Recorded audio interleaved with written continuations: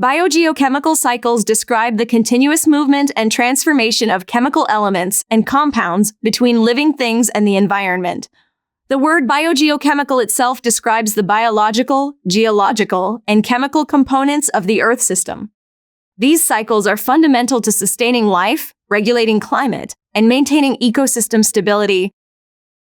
Elements such as carbon, nitrogen, oxygen, phosphorus, sulfur, and water are constantly recycled through these interconnected systems via processes like photosynthesis, respiration, decomposition, weathering, and microbial activity. Biogeochemical cycles remind us that nothing in nature is wasted. Matter is continually transformed and efficiently recycled through these interconnected cycles that sustain life on Earth. As we move from the basic definition, this slide helps you appreciate why biogeochemical cycles are central to life on Earth. Think of the Earth not as a static system, but as a dynamic, self-regulating network.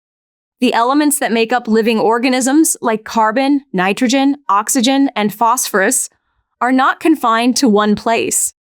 Instead, they constantly move through interconnected natural systems. The air we breathe, the water we drink, the soil beneath us, and the organisms around us are, in fact, operational biogeochemical cycles. The first point highlights a fundamental principle. Life persists because these elements continuously cycle.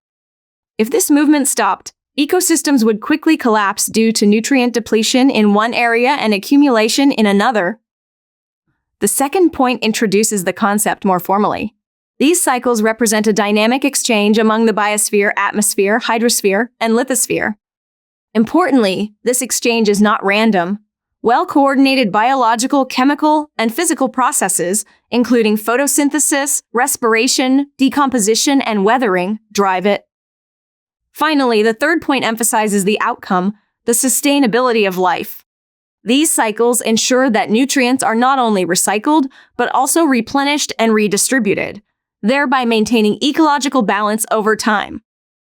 Biogeochemical cycles are broadly divided into two types, gaseous and sedimentary.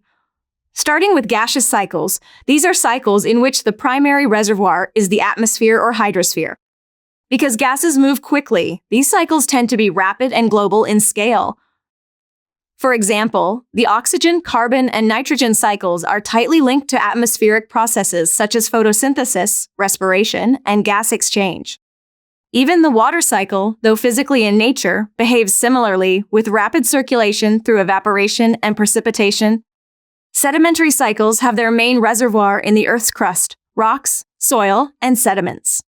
These cycles, such as the phosphorus and sulfur cycles, are typically slower and more localized because they depend on processes like weathering, erosion, and geological uplift. The key distinction to remember is this: gaseous cycles are fast, global, atmosphere-driven, and sedimentary cycles are slow, earthbound, geology-driven. This diagram brings everything together by showing how a biogeochemical cycle operates in nature. Let's walk through it step by step.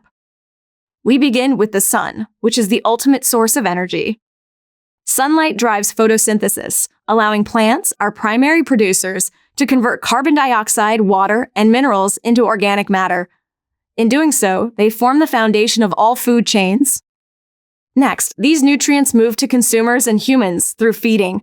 This is what we refer to as animal uptake. At this stage, matter is transferred, but energy is gradually lost as heat, reminding us that while energy flows, matter cycles. Through respiration, both plants and animals release carbon dioxide back into the atmosphere, completing one part of the cycle. Now comes a critically important component, decomposers, such as bacteria and fungi.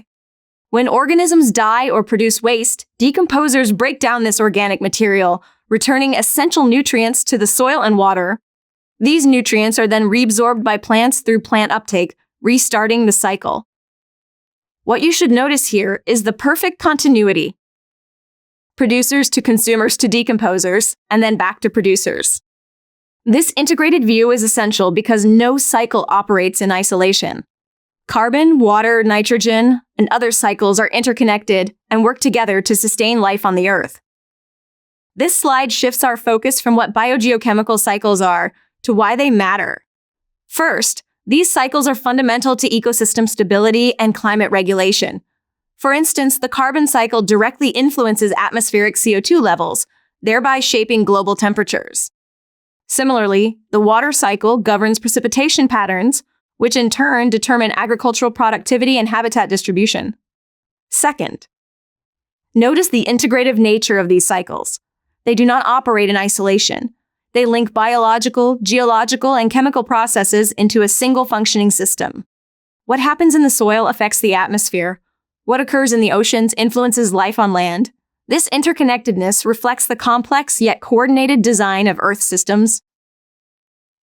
Finally, and perhaps most critically, these cycles are highly sensitive to disruption.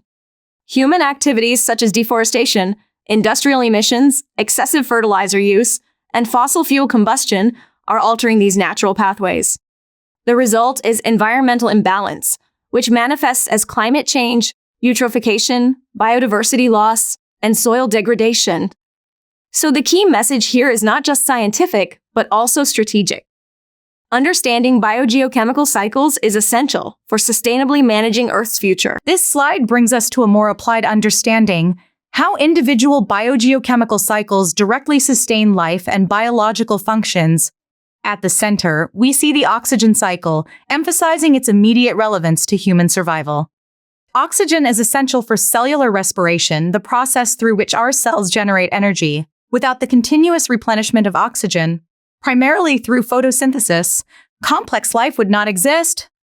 Moving to the water cycle, it is involved in all ecological processes. Water acts as the universal solvent, enabling biochemical reactions, nutrient transport, and temperature regulation across organisms and ecosystems.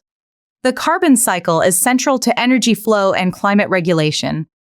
Carbon forms the backbone of all organic molecules, and its movement through photosynthesis and respiration links the biosphere with the atmosphere, directly influencing global climate systems. Next, the nitrogen cycle is crucial for the formation of proteins, nucleic acids, DNA and RNA, and other biomolecules. The phosphorus cycle, though slower, is vital for energy transfer (ATP) and the structural framework of DNA and cell membranes. Its limitation often controls ecosystem productivity. Finally, the sulfur cycle plays a significant role in atmospheric chemistry and protein structure. It also links terrestrial and atmospheric processes, influencing phenomena such as acid rain. The key takeaway from this slide is clear. Each cycle is not just a pathway, it is a pillar of life, supporting specific biological functions while remaining deeply interconnected with others. As we move forward, we will begin to unpack these cycles individually, starting with the carbon cycle, to understand both their natural functioning and how human activities are reshaping them.